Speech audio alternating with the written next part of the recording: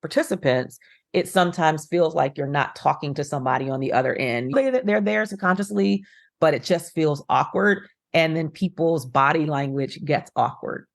And so you really have to put yourself in a zone of, I'm in a room. I'm in a room with a willing listening audience, and they deserve the best of me. Hey, Nicole, what do you get when a former corporate CEO and a do-gooding executive walk into a recording studio? Well, Aaron, nothing, because the two of us are usually on my couch or Zoom, because wine. You get a podcast created for Gen X women who are bought into the corporate world, but fed up with the BS. I know. It's how to thrive the 9 to 5 or 6 or 7. It's career therapy. It's comedy. It's definitely full-on authenticity. Basically, we give you tangible strategies to rise in your career without compromising everything else. Because work doesn't have to suck.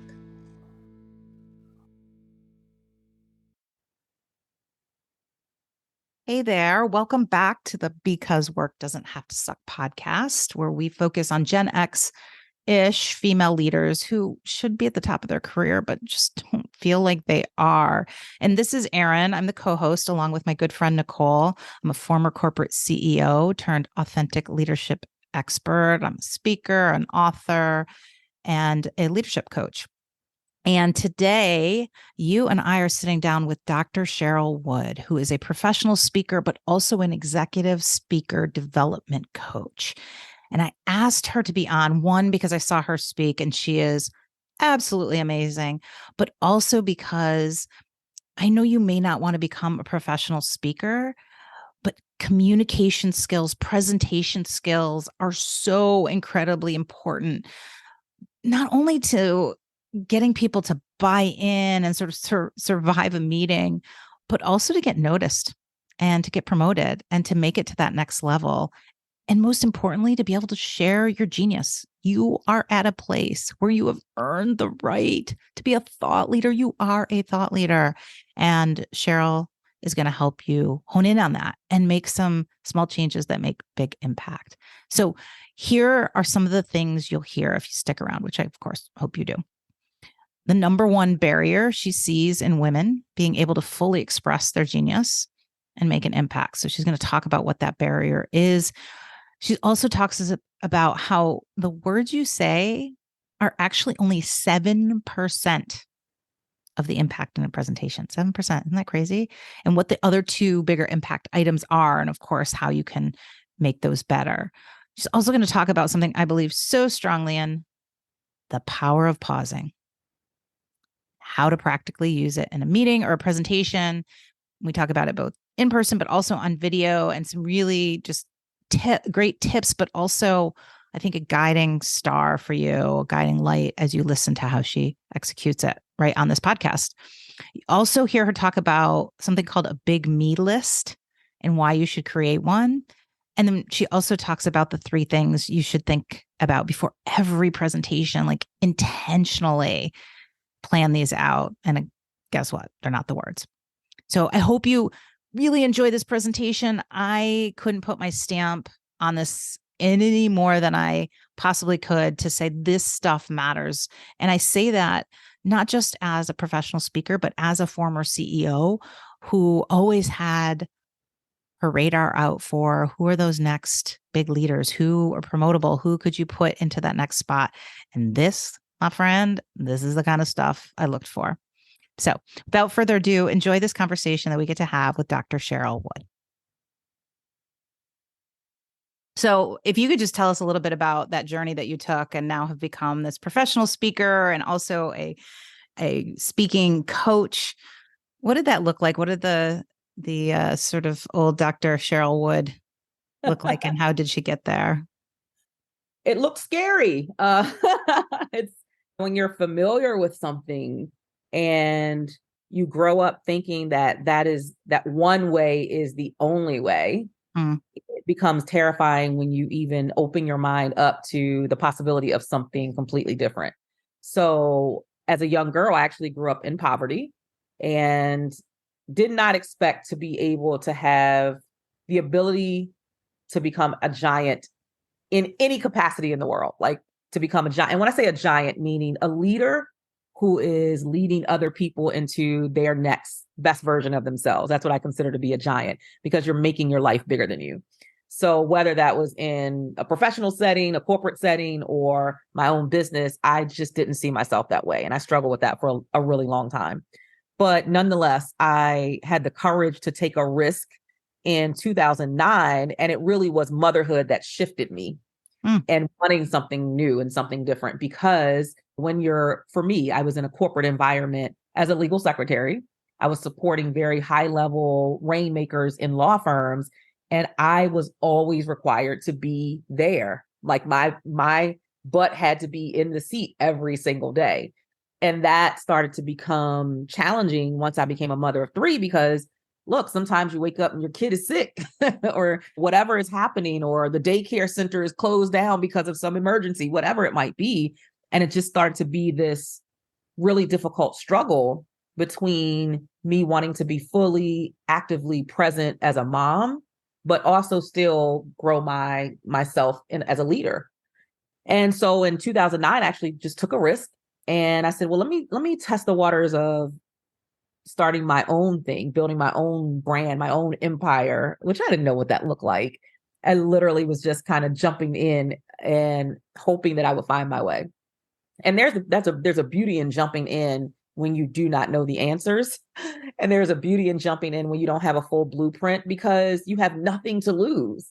All you have to gain is lessons learned, even when you fall flat on your face, and exposing yourself to what else is possible beyond what you ever imagined. And that's truly what happened. So in 2009, I started a t-shirt business. I connected it to what I love most, which was motherhood, and called it Moms Are the Best.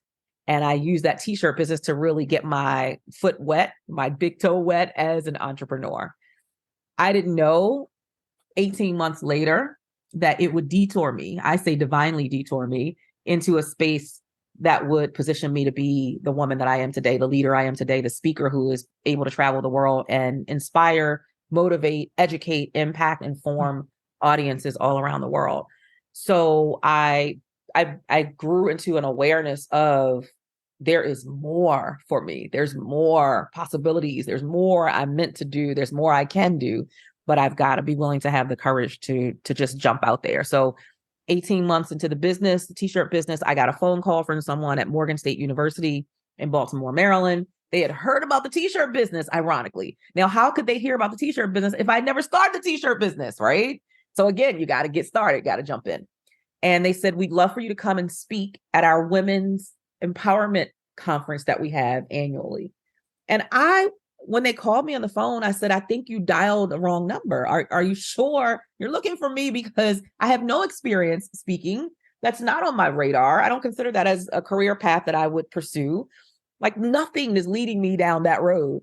And then I remembered, every time you say no, it blocks an opportunity to lead you to your next version of you. And I just decided to say yes. And that was September 18th, 2010. I remember it like it was yesterday. I was terrified when I showed up for the conference. All of a sudden, I kind of just wish I'd said no. And was like, oh my God, why did I say yes? Why did I pretend like I was an expert at something? But I just remembered and reminded myself, be the authentic you. Don't get up here and try to use any big words that you don't really know. Don't try to talk about things that you don't really know. Just share your heart. Share who you are, share what your journey currently is. And I will never forget, kind of 10 minutes into my presentation, after I kind of got over my own nerves, I looked out into the audience and I could see women, tears in their eyes starting to stream down their face. I could see people with their notepads taking these copious notes. And I'm like, okay, wait, are we in the same room? They're taking these notes from my session? They're having these tears and these emotions, these heartfelt emotions from my story. Wow. And I knew from that day on, I wanted to do that for the rest of my life, because I wanted to make women feel that way for the rest of my life. And as they say, the rest is history. Yeah. Well, and you do that. I mean, you were obviously born to speak. I had the pleasure of getting to see you speak. We spoke at the same conference back in May, and you shake something in people like nobody's business. And I can only imagine how many people you've moved. What I love this quote that you have on your website. It says, whether the message is being shared in a boardroom, a conference room, or a media room, Wood believes that every message has the power to create a shift in people's thoughts and perspectives, and therefore should be done with an intention and strategy. Because many of our listeners may not have any thoughts about becoming a professional speaker, maybe not even an entrepreneur. Most of them are working their corporate beat. But speaking, like you said, it doesn't matter where it is, it should be shared with intention and strategy. What do you hear from everyday women that you work with and coach? What are the barriers? What are the 2 or 3 barriers that hold them back from being able to have that more intentional, more strategic, more powerful presentation? I would say the biggest challenge is valuing their own voice, really acknowledging that you have a perspective, you have a viewpoint, an opinion, you have just ways that you think about the world, and it does matter. And not seeing yourself as just little old me, and that you can't possibly make a massive impact on any person who comes into your space. And I dealt with that for a really long time, especially as I started to grow in the area of learning communication more effectively. For a long time, I questioned who would want to even hear my story? Who would want to listen to me? Like, my story's not some amazing story of overcoming some huge trauma. I wasn't diagnosed with some big medical diagnosis and I overcame cancer, or I was in foster care. Nothing like that. My story really was an everyday average story. Yes, I grew up in poverty. Yes, I was the product of a single parent household. My father suffered from alcoholism. It made me feel like I was going to be another statistic in life, that I would never get to be in this space where I was leading other people. But that it just, I had to press through those emotions that I don't have value to add into every space that I walk into just because of my past or where I've come from. That everyday story will resonate with more women than I ever imagined. And it has proven true. It doesn't matter where I'm at. It doesn't matter if I'm speaking in a corporate setting or speaking in an entrepreneurial setting. It doesn't matter if I'm sitting in a bookstore and I drum up a conversation with someone, or I'm talking to a waitress who's serving me at a restaurant, because I'm a talker. So I love engaging with people. There's always some connection where my goal is use what I've experienced in life to make someone else's life better, to make someone feel more hopeful, to make someone else feel that it's possible, to inspire someone based on what I've been through, without comparison to anybody else's story, anybody else's truth, anybody else's perspective. Based on what I know and my life experiences, how do I help make other people's life better? There's that saying that I want people to leave. When they leave me, they leave better than they came. I think all of us have that ability. In fact, I don't think, I know all of us have that ability if we're intentional with it. If we think of ourselves and our voice as bigger than most times we give ourselves credit. Stop diminishing your voice and the value. Like, sometimes I don't know if any of you've ever experienced this. You might be having a low moment on the job. You might be having a low moment in life.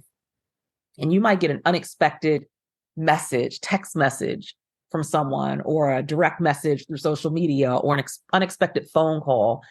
And when you finish having that conversation on text, or the conversation on the phone, or the DM, or whatever it might be, have you ever heard yourself saying, man, I needed that so much?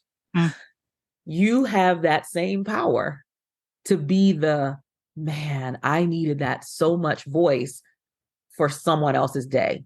So I think, again, going back to your question, the biggest challenge is not devaluing the power and the impact that our individual voices can make. Yeah. But our listener might be thinking, okay, yeah, I do that with my team or with my peers, with my friends, my colleagues. But Cheryl, like, you don't understand. You do. I'm going into meetings with leadership, and maybe it's, the board, or it's in your quarterly business review. They don't want to be inspired. They just want to know. They just want to know what we're doing and how we're going to fix the problems. What would you say to that person? Is there an opportunity still to inspire there, or no? Absolutely. At the end of the day, here's what I've learned. It doesn't matter what people's title is. Doesn't matter. Doesn't matter how tough they seem, how strong they seem. Doesn't matter how difficult they might seem. At the end of the day, we all have human emotions, and we are all impacted by wanting to feel like we are connected to other people, and that we are in some way liked, trusted, that we have relationships. Like, none of us are a silo on our own. It just isn't possible. So even when people have a title or a role that sometimes requires them to be a little more, let's just call it assertive, right? In their role, because there are people above them who are requiring and requiring certain things and have certain expectations from them. I still believe that you have the ability and the power to brighten someone else's day, to make someone else feel understood, because they could be experiencing the same thing that you are. So you think you're low on the totem pole and that you're experiencing this pressure from perhaps the person who's managing you. But can you imagine the pressure that they might be experiencing from the person who's managing them? Like, it's oftentimes it gets bigger as you go up. The pressure is more, and people just need to be sometimes heard. Sometimes they need to feel understood. Sometimes you don't always need to express your disapproval of what they're expressing. Like, sometimes listening is equally as powerful as speaking, sometimes more powerful than speaking. And sometimes as women, we get into this mode of, oh, I'm going to tell them what I feel. I'm going to express myself because this is the authentic me. I'm going to tell you like it is. And I've learned that a lot of my power is in being the voice of reason sometimes, the voice of listening, being quiet. Even in my marriage, can we just take it personal? Like, even in my marriage, I can express my views all day long. I can express my perspective all day long in being the authentic me, because I am very expressive. Oh, but sometimes I get so much more when I listen. And that's a part of effective communication. Yeah. And also is connected to authenticity, because authenticity is connected to wanting to build relationships with other people, and not just people who are like you. Sometimes it's going to be people who are completely opposite of you. So how do you build those relationships authentically, still being authentically you? My husband still knows that I'm very outspoken, and most times I'm going to express how I feel. My clients know that. Leaders that I work with know that. But there's also a time and a place for everything. And the same way that I have challenges and struggles as a leader, I would expect the people who I'm looking to for leadership have similar challenges and struggles. So again, that goes to me claiming my personal power to sometimes say, I'm going to listen in this instance, or I'm going to be empathetic in this instance, to what that person could potentially be experiencing, even when it comes across perhaps unappealing to you in that moment. Yeah, that's so right. That's so right. So let's say I'm a director heading into a quarterly business review, and I've got a 15-minute slot to sort of report on the state of the business, a little bit about our strategy, something about our sales. And I have a pretty typical presentation. I've got 10, 15 slides. I'm sort of walking through the agenda. What 2 or 3 sort of little tips or hacks, specific things would you coach me to do to make that talk more impactful, more strategic, more inspirational? What are some tips? Yeah, I would say we're having the conversation about being authentically who we are. So always bring the authentic you to the table, to the room, but the best version of the authentic you. And I'm hoping that that best version of the authentic you includes a version of you that's positive, that is on a high frequency in terms of your energy, a version of you that is willing to listen to other people, a version of you that is sincere and integral and honest, but also empathetic. So those would be and genuine. Let me add the word genuine to that. So number one, starting with always bringing the real you to the table. So I think authenticity for me is making sure that you are in alignment between your internal sense of self, who you are, and your outward behavior, but also taking into consideration that other people may think differently, may view differently, and being open to that, having an open mind to that. In terms of presenting yourself, once you have brought the full authentic you to the table, as a communication expert, what I know is that people want to feel a certain way. Maya Angelou says it beautifully, that people will forget what you said, they will forget what you did, but they will never forget how you made them feel. So for me, I always am intentional about how I make people feel, even if it's a difficult message that I'm sharing. So communication really is broken down into 3 categories. There's the words that you say, there's tonality, and then there is your nonverbal communication. So the words, again, is what you say, but that only accounts for, check this out, 7% of what the receiver is going to take away. And sometimes we spend all of this time on the words we're going to say versus the engagement that we are going to make happen through our authentic personalities. So one of the things that I've developed as a skill is really paying attention to other people's body language. Are their arms folded? Do they look like they're bored? Are they interested in the message? Are they giving me feedback? Is this a conversation, not feeling like more of a lecture? I'm just here to lecture you. Am I really engaging and captivating the people in the room? Are they nodding their heads? Do their faces look a little scrunched up, like they're confused? So a part of me bringing the best version of me is not only I'm here to tell you what I want to tell you, but it's also, are they receiving the information that I'm dispersing here? So my words have to matter. But I don't want that to be the only thing that I focus on. That's only 7% what you say. And then if you go to tonality, we've all had this said to us, or we've expressed this. Well, it wasn't what you said, it was how you said it. So that accounts for 38% of how people receive you and receive a message that you're delivering. How do you say it? Are you saying it as in an authoritative type of tonality? Is it an empathetic type of tonality? Is it supportive in your tonality? Like, how are you expressing it? Is it inclusive or is it exclusive? Is it, I'm telling you this thing, like are you demanding it, or are you creating a team environment where everybody feels like they're part of perhaps an end decision? And then the third part of that communication and bringing the authentic you is your nonverbal. And that's what you're not saying verbally with words, without tonality, but it's everything that your body language is saying. What are your gestures, your facial expressions and your hand gestures saying? Are you paying attention equally to the response and other people's body language again?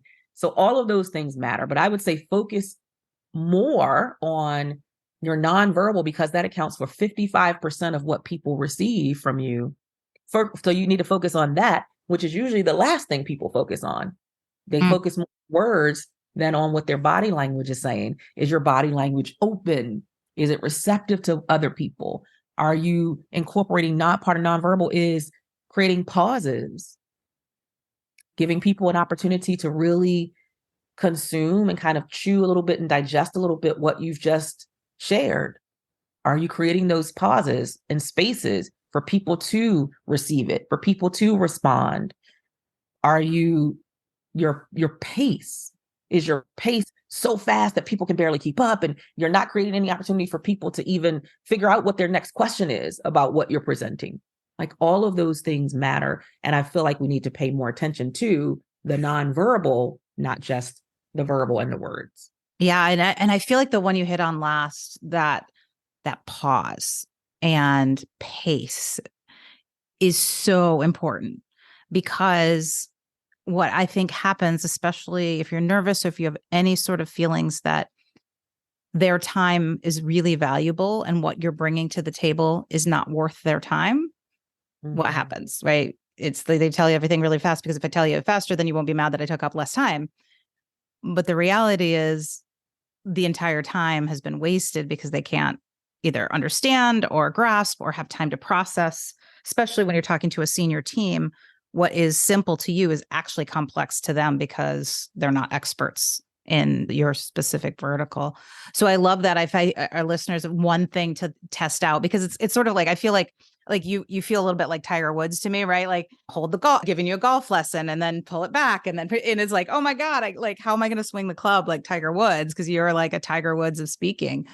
But I would suggest, from my experience too, that pausing, testing that out is really powerful. I had a leader of mine that was, like most, sort of addicted to their phone. And I was giving a town hall presentation, and I was 10 minutes. She was in the room. She was sitting in the front of the room while I was presenting. And I remember thinking my challenge is going to be to get her to look up.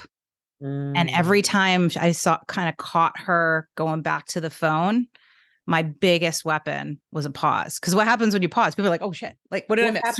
What did I miss? What's going on? This sounds heavy. Exactly.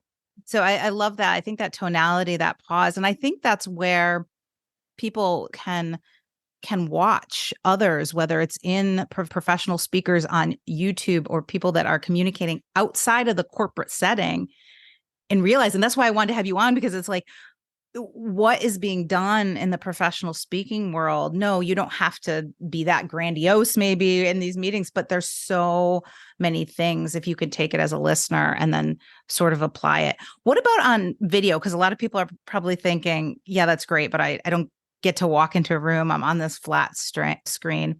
Maybe first start with, what are people doing wrong, especially with those visual cues in their presentations virtually, and then how can they turn that around? Yeah, I think a lot of it is things that they've been doing perhaps not so well in person, have just they've pulled it over into the virtual space. But one of the biggest things that I feel we need to work on in terms of presentations virtually is really looking at the camera. Mm-hmm. When that you have this live audience, whether it's a live audience or you're pre-recording a message, whatever it is, but looking directly at that camera as if you have an audience in front of you. And I know that can be challenging because you can't always, especially if it's a meeting and it's hosted as a webinar, not a meeting, which means you can't see the faces of the other participants. It sometimes feels like you're not talking to somebody on the other end. They're there subconsciously, but it just feels awkward. And then people's body language gets awkward. And so you really have to put yourself in a zone of, I'm in a room. I'm in a room with a willing listening audience, and they deserve the best of me. That goes back to wanting to bring the best authentic you to the space. So even if I'm presenting virtually, I'm still going to bring you the real version of me, the authentic version of me. If I'm funny, I'm going to be funny. If I am animated, you're going to get animation from me. If I'm a little more monotone, a little more serious, you're going to still get that same version of me. I'm not going to change up or switch up because I'm on camera, but that can feel intimidating to people because they might not be able to see the audience. So you've got to just visually take your mind to a space of, I am in, if this helps you, I'm in a room. I'm literally in a room talking to a live audience. Let me present the way that I would if I was in front of a live audience.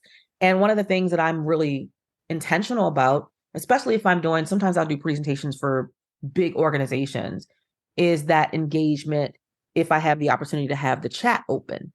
Because now it takes it from, again, a speech or a lecture where people feel like I'm just there to tell them what I know, what I think, what my perspective is, to let's have a dialogue. This should be a conversation, and conversations are two-way. It's not I'm speaking the entire time.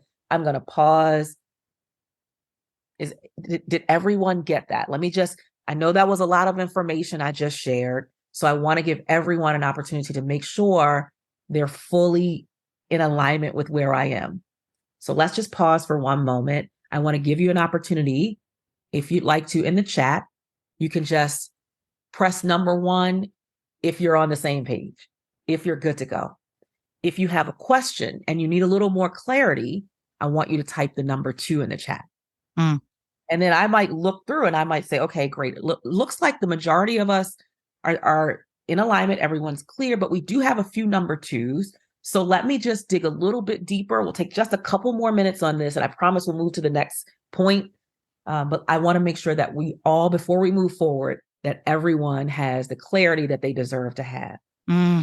It's having that type of, and that requires you slowing down, because a lot of times, even myself, I am an animated, high energy speaker. And most times I'm speaking a little bit faster, but I've got to be aware of the environment and who I'm speaking to. And if these are senior people, if these are C-suite or managers, or I've got to make sure that especially if I'm presenting information based on some type of statistics or numbers that are really going to impact the organization, or a big decision that we're about to make, and I'm presenting what my proposal is, I don't want to blaze through that.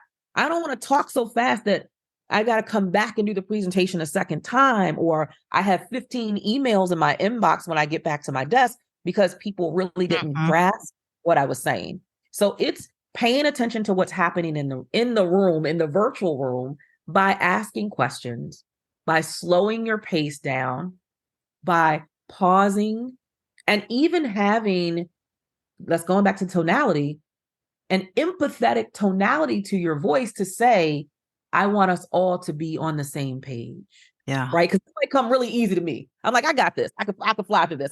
Right. Like I could have that type of demeanor even during our conversation right now. And I could just blaze through content, blaze through information. I could just, right. Because that's really my authentic self.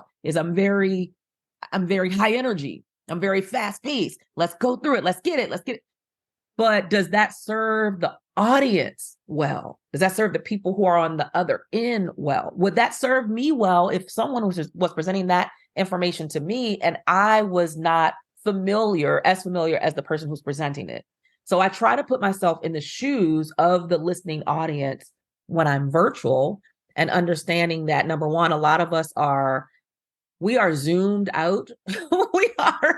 we are really in a space where, like, oh, not another virtual meeting, but it is our reality. So your job is, again, to bring the best part of you, positive, upbeat, energetic, enthusiastic about the message that you're going to present, but also empathetic and understanding that some people may not get it as quickly as you presented it. You might have to slow down. You might have to say it a different way. You might have to shift your tone a little bit, really show that empathy. And I want everyone to understand and be clear before we move forward.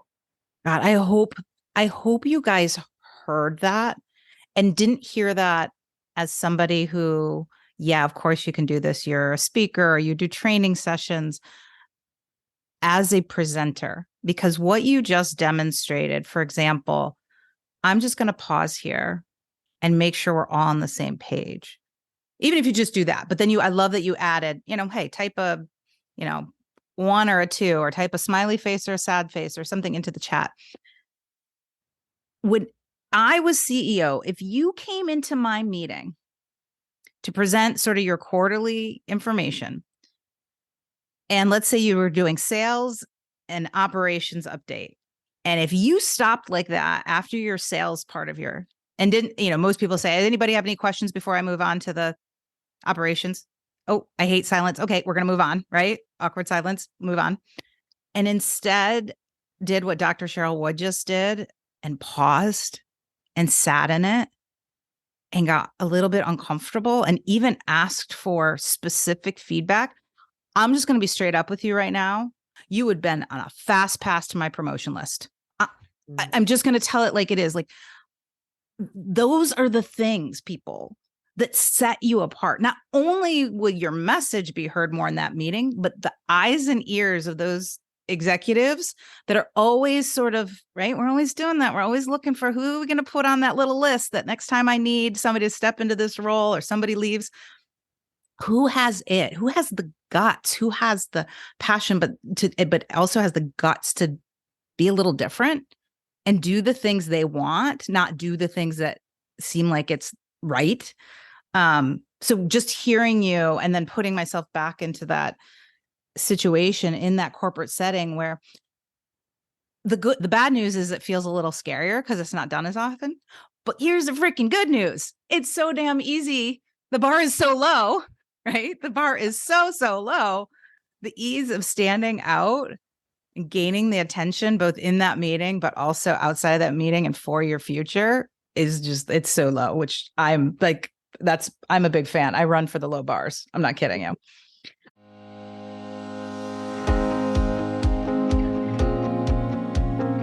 Hey, Erin here. So I know we talk often about this concept of authenticity as a secret weapon to success. I swear to you, my authenticity was literally the number one thing that helped me become both the CEO of a 9-figure company at the age of 42, but also that helped me lead an insanely successful financial and cultural turnaround of that same company. But I get that authenticity as a secret weapon kind of sounds fluffy, like fluffy unicorn doo-doo that leaves you wondering, what do I actually wake up tomorrow and do differently without looking stupid or getting fired? This is exactly why I put together the Authenticity Playbook for you. It gives you 10 plays or really thought starters that are simple, actionable things that will help you up your career and leadership game. To get your free Authenticity Playbook, go to beauthenticinc.com/playbook. Again, that's beauthenticinc.com, just the letter B, authentic.inc.com/playbook. Or to make it simple, just scroll down to the show notes and we've got you covered with a link there too. I want to shift a little bit. And you talk about soaring in your power zone. What does that mean? Tell us more. Soaring in your power zone for me is understanding and owning up to your strengths. And I find a lot of, I'll just say many, I feel like many women are always diminishing our strengths and our greatness and our genius. And sometimes I feel like that comes from comparison syndrome of looking at someone else around you and thinking, well, I'm not as good as smart as successful as that person. So, wow, I can't still be brilliant. But even in my line of work, there are levels of mastery. For a long time, I didn't feel like I could call myself a master of communication because I considered the people who were my mentors to be the masters. But there are levels of mastery. Just because they've mastered it for the past 50 years, because one of my mentors, Les Brown, is in his 70s, doesn't mean that I'm not still a master. I'm still just on my journey of mastery.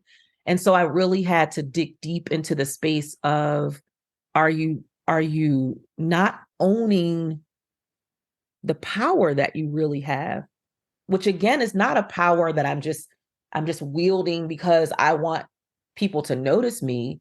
It's a power of, you get to use this thing to truly transform other people's lives, to shift the trajectory of where they're going in their career or in their business, because you show up and you stand in the power of what your brilliance and your genius is. And all of us, we look at people and we will see their genius, right? We can easily acknowledge their genius. Oh my God, she's so amazing at that thing.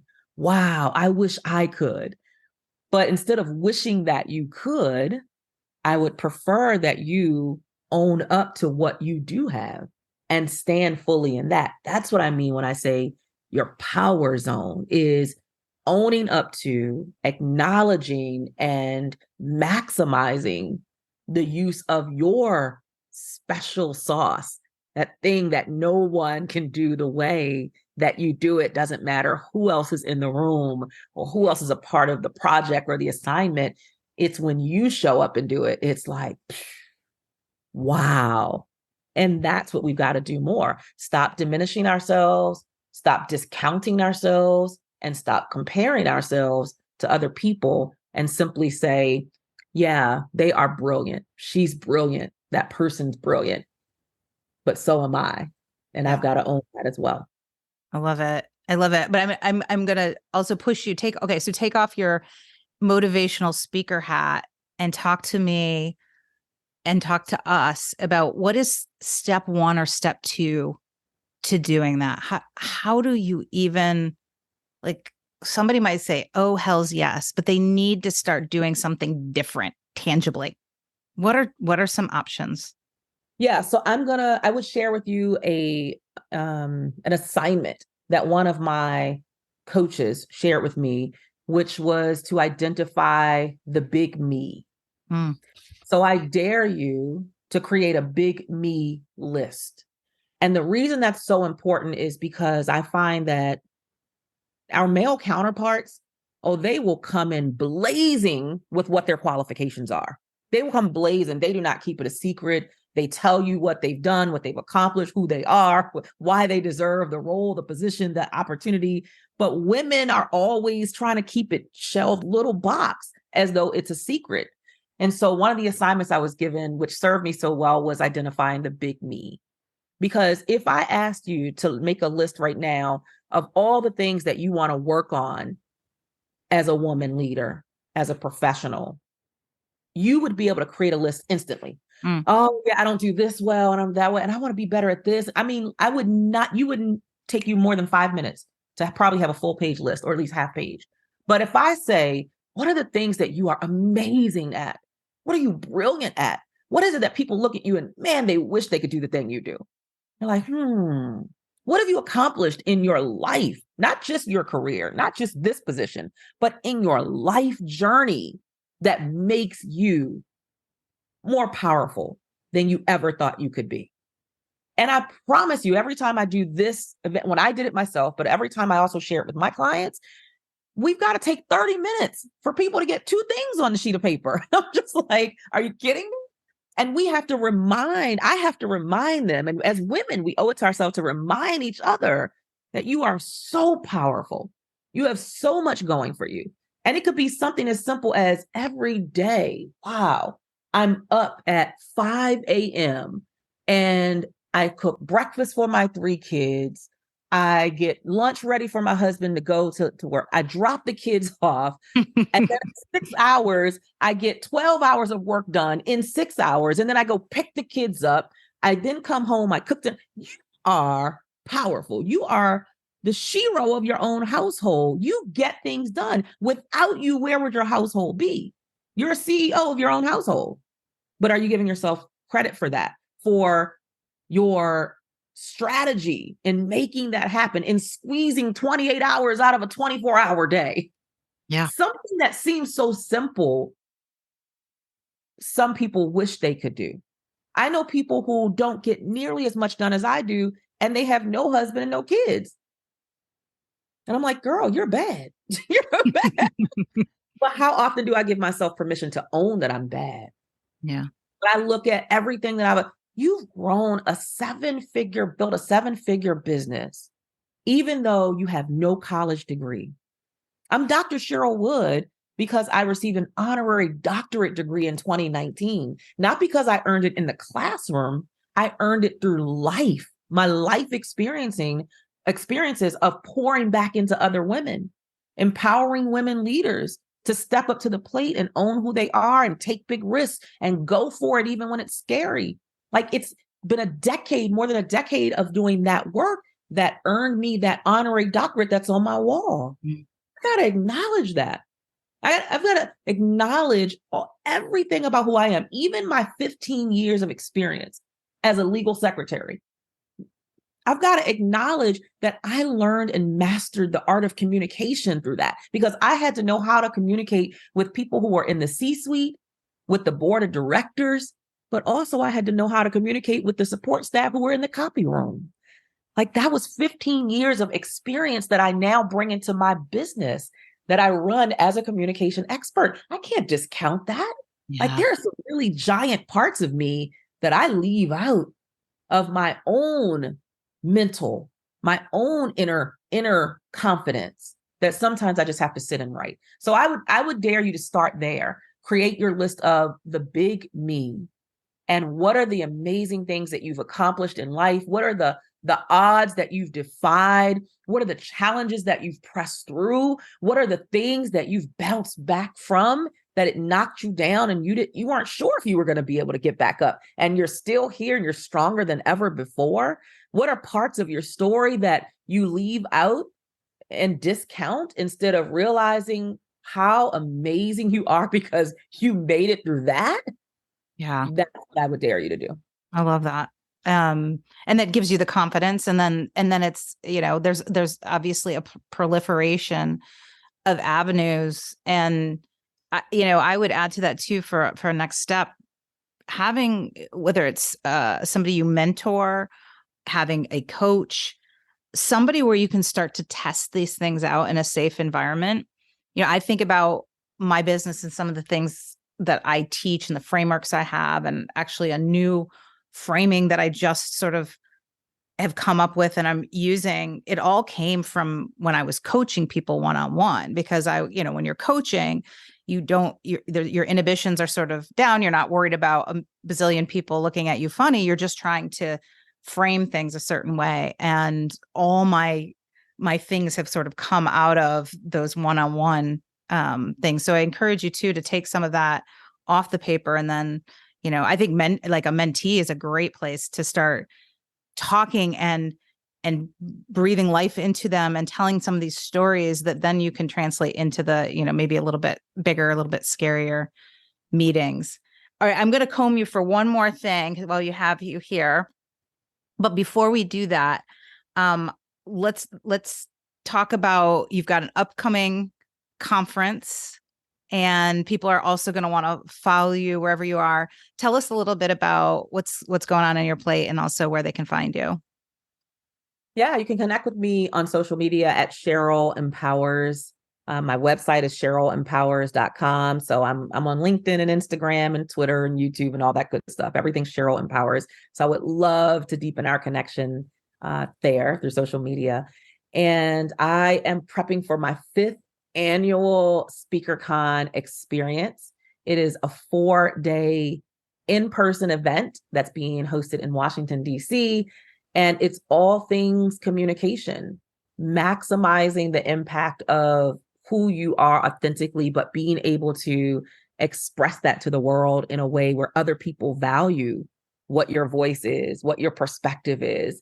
It's taking communication to the next level and having a desire for those who have a desire to be better communicators, more effective communicators, whether you are leading a team or you're launching a movement or a mission, or you have a specific message that you want to share with a specific group of people or with the world in general.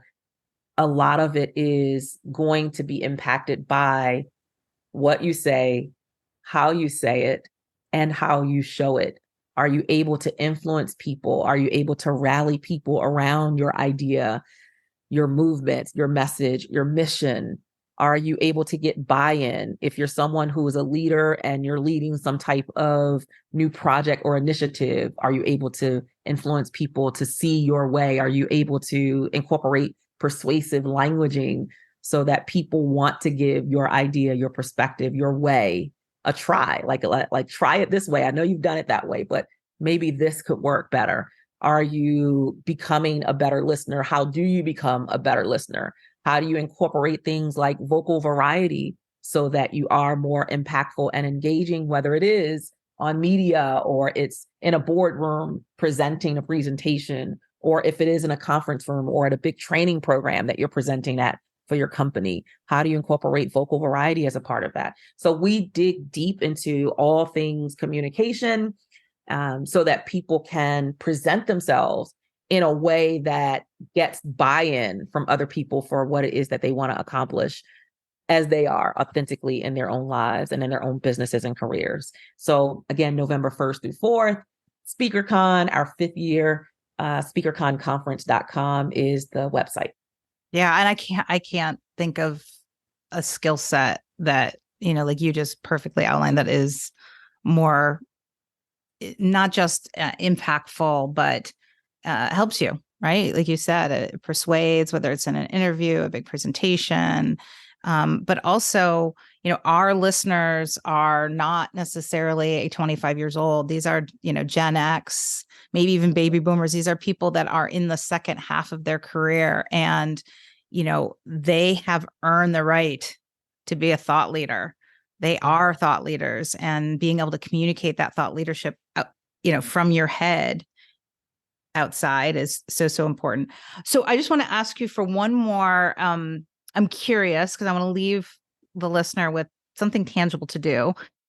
You have a presentation skills for leaders program, and you talk about specific exercises that you do. And you gave us the Big Me list, which I think will really help boost confidence. What's, sort of the outline of one of those exercises that would be something simple for them to take away and practice after this, listening to this podcast? I'm going to challenge you to practice great eye contact and your pauses, because I find that most of us know how to go at rapid pace when we're trying to share a message. And a lot of that can oftentimes be nerves. And so you have to, number one, learn how to really temper your nerves. And nerves is just, nervousness is energy, and really working on shifting that nervous energy into more of an excited energy that comes across that way to the listening audience. So number one, work on nerves, is that if that is your challenge, and really getting to a place where you're not just blazing through content and information and giving people everything or trying to prove how smart you are and talking very fast, and instead slowing down. And that all of those things are going to be impacted by, number one, by your nerves. So remember, you're not ever in any presentation, you're never there to try to prove how smart you are. You're not there to just tell people what you know. You are there to have a conversation, which is always two-way. So a conversation means you're not going to be the only one who's going to be sharing your perspective. So that, number one, kind of oftentimes will settle the nerves. Number two, understand that your pace, your pitch, your tone is going to create the temperature of the room. So what is the pace, the tone? What tone and pace are you coming in with? Are you very loud and you're super excited? And is that appropriate for the opportunity that you are presenting at? Or does it need to be a little more monotone? Does it need to be slowed down? And what I find is when we're talking louder, we're oftentimes talking faster. So if I'm really, really excited, I'm talking faster and I'm trying to tell you my point. I'm trying to get it across to you. And this is what we have to do. And oh my God, everybody should be on board. Is everybody on board? Okay, great. Let's go. Or is it a type of discussion, conversation, decision where even though I might be authentically excited, I need to bring it in, rein it in a little bit, slow my pace down, which when I slow my pace down also impacts my volume. I sound a little more serious because this is an important decision that we have to make together collectively as a team. So decide what you need to work on based on what you might be presenting to what audience. Your tone, your pitch, your pace, your volume, those things can change based on the audience and based on the topic. So work on playing with your ranges, different types of tonality, higher volumes and lower volumes. Faster paces usually indicates excitement and energy and, oh my God, we just got this big win and we're so excited, we're here celebrating and what's the next step? But when you slow that down, it usually indicates a little bit more of a serious tone. I really want people to lean in and listen to what we're saying. This is a serious decision so playing with that, bantering back and forth, stand in front of your mirror and practice. What's your high energy? What's your more serious tone and energy? What does that look like? So I think practice, it doesn't necessarily make perfect, but it does make progress. So practice working on your nerves, practice working on your vocal variety, your tone, your pitch, your pace, your volume, and also practice working on pausing and eye contact. And how do you practice eye contact? Get in front of your mirror. Do it as if you are actually presenting in front of, if it's virtual, get in front of your laptop, turn the camera on and practice. How do I show that I'm looking directly at them? See, I see the green light. I'm pushing around. I see the green light. So I'm looking directly at that green light. Yep. If I know I have an virtual audience and I want them to really feel like I'm pouring into them, I know how to stop and just kind of, let me give a pause there, because that was a lot of content, or this is a really big decision that we have to make together. And I don't want anyone to feel rushed. I know we're covering a lot, but this is something that we really need to spend. I've allocated additional 10 minutes for us to really spend on this particular decision or this particular topic, because I don't want anybody to feel like we have to make a rush decision. No. Is that okay with everybody? If that's okay with you, why don't you just give me a thumbs up in the chat, right? Work on it. If it's something that doesn't come to you naturally, then work on it. Practice makes progress, not perfection. And none of us are trying to show up as perfect orators. We're just trying to show up as better orators. I love that so much. I mean, you can practice with, your low stakes team meetings, group meetings that you're running, right? People that you meet with weekly, practice with your kids. Exactly. Husband. No, that's not in my arm. That's funny.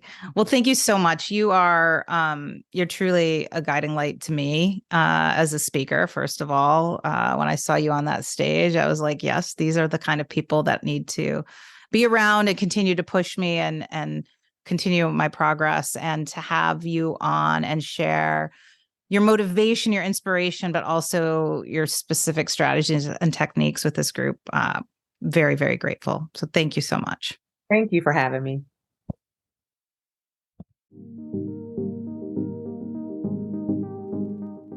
Hey, it's Erin. Look, I'm not sure if you're a book kind of person, but if you are, and you're looking for a self-development-y type book that isn't stuffy and snoozy, I sincerely think you'd love my book, You Do You-ish. I tossed aside the standard BS most nonfiction books dish up, and instead, I give you real, sometimes tough love, coaching on how to think about getting the career you deserve without working harder. It'll reframe how you think about the concept of authenticity in the workplace. It'll be sure that you hear and rewrite your sucky songs, and walk you through my humans framework, the 6 principles of strategic authenticity. Since it's been rolling now for over 2 years, and it has over 130 Amazon reviews and a 4.9 rating, I can say with complete sincerity, I really think you'd love it. You can buy a copy by searching You Do You-ish on Amazon, or head to the show notes for a direct link.